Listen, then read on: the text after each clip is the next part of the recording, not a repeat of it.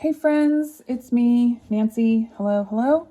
I wanted to talk to you a little bit about bread storage and bread knives and slicing. I realized I haven't ever cut into a loaf of bread to show you what it looks like. So before I do that, I want to talk about bread knives. It's really important when you're cutting your bread to find knives that will cut through your bread without squishing it or tearing it. So I have 3 knives here. This one is about 12 inches long. It's called a Victorinox. It's an NSF knife, which means it's like a food service quality knife. We got this on Amazon. I think it came 2 in a pack. This one's great. This one is a Wüsthof. I've had this for, I don't know, 25 years. This one's okay.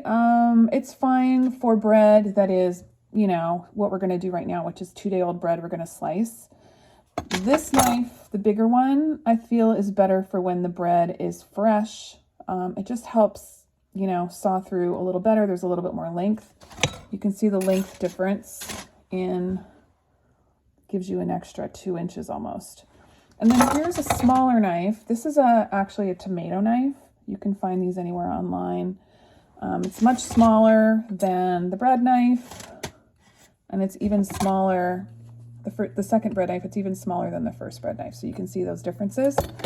This one is for tomatoes, but I also love using it for bread. This is great if you're cutting, once you've cut your bread in half, you can use this to slice half slices. So if you decide you're going to cut your bread into chunks and freeze it in 4 chunks, this one is nice for those smaller pieces.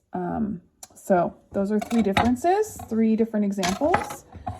And then I want to talk about wrapping your bread and storing it. So when you first make your loaf, you know, depending on the size of your family, this is the bread I showed you in the second day bread video. We've only eaten just a little bit of this, okay? So here's what it looks like right now. This has been tightly wrapped in foil and just left at room temperature.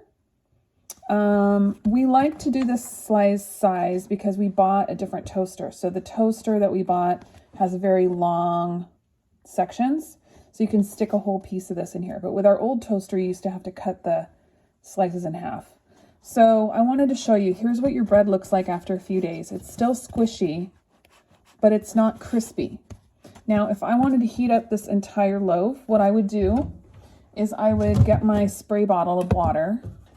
This is just dollar store, and I would spray my whole bread or run it under a stream of water, and then I would throw it in right straight onto the oven rack at 350 without any foil. Just throw it straight on for about 10 or 15 and it'll crisp your loaf right up. But right now I want to show you how to slice it and then how to store it. So you can slice your bread in these long slices. I'm going to use the longest knife right now. So what I like to do, this isn't very straight. It's kind of like, you can see the bottom is a little bit, like somebody cut this, probably it was me or my husband, because there's only 2 of us here. This was not a really straight cut. So what I like to do before I'm going to slice bread and freeze it is I like to eyeball it and square it off. Okay, so this is the part that I just cut off. That is not a full slice, but now my bread is really nice and sturdy. So here's what the inside of the bread looks like. Lots of air. I've had breads that have sprung higher than this, but this is what this one looks like. So then what I like to do is I like to lay the bread on the flat side and turn it. So this is what you're going to actually see when you look down. You're going to see it looking like this. And then I like to slice down. So if I'm going to slice this for the freezer, I'll show you. That's what the end looks like. I like to slice it about a finger width. So if you were to imagine your finger there, and then you're just going to hold it steady with one hand, and you're not really pressing very hard, you're just rocking that back and forth like this. So I can go ahead and slice this up if I wanted and freeze it. Okay, and then you have your nice pieces that you can pull out for toast. All right. Or you can cut this big loaf into quarters, and you can just store your chunks of bread.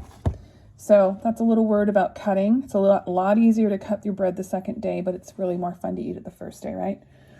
So once you have your slices or your finished loaf, what I like to do is take a big piece of foil. This is after your loaf is fully cooled. And I like, unless I'm going to use this whole thing for a meal, I like to wrap it in foil. And I just like to wrap it tightly, like that. And this will stay fresh and on the counter for up to 5 days, okay? Or you can take a Ziploc bag, you can slice your whole loaf, like I showed you, and you can take these slices, stick them in a freezer bag, not that one, because I'm going to eat that. And what I like to do is stick them all in there, seal the top, and then keep the little corner open like that, and you're going to be your own vacuum sealer. Just suck on it.